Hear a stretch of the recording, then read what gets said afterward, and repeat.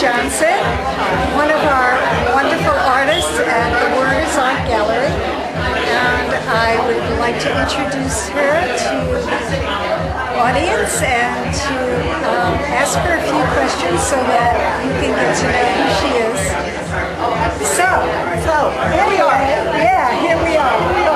She's one of our founding members, which I'm very proud of. And I'm very proud of that as well. Yes. So, you're a silversmith. How do you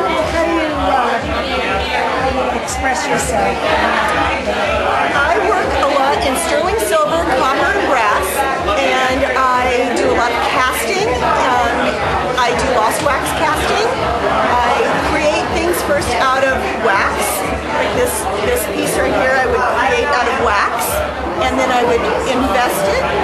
It's a whole process where I invest it, and I put it in a kiln, and I put it in a centrifugal force machine, and whatever was wax then becomes silver or bronze or whatever metal of my choice. And I also do fabrication. I work with blow torches. I am soldering certain things, setting stones, and creating magic.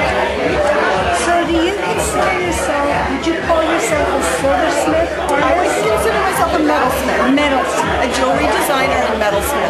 I'm also branching off into enamels and different kinds of mixing of metals. And I'm now making sculptural trees, and I am so excited about that because I've been doing jewelry for a long time, and I now have just created this forest of little mini trees out of organic matter. Some of it's out of seaweed, some of it's out of leaves, and I'm actually casting those things into metals, and they just speak to me. They just show up, and I really love how they work. I love the way the artist mind works and how we just sort of evolve into the next phase of our passion. And I have a tendency not to sit still.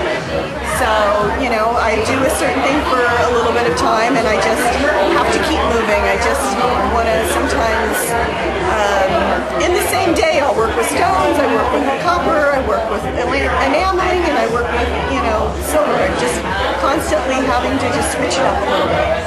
So how long have you been doing this? Because, your work is so intricate and involved.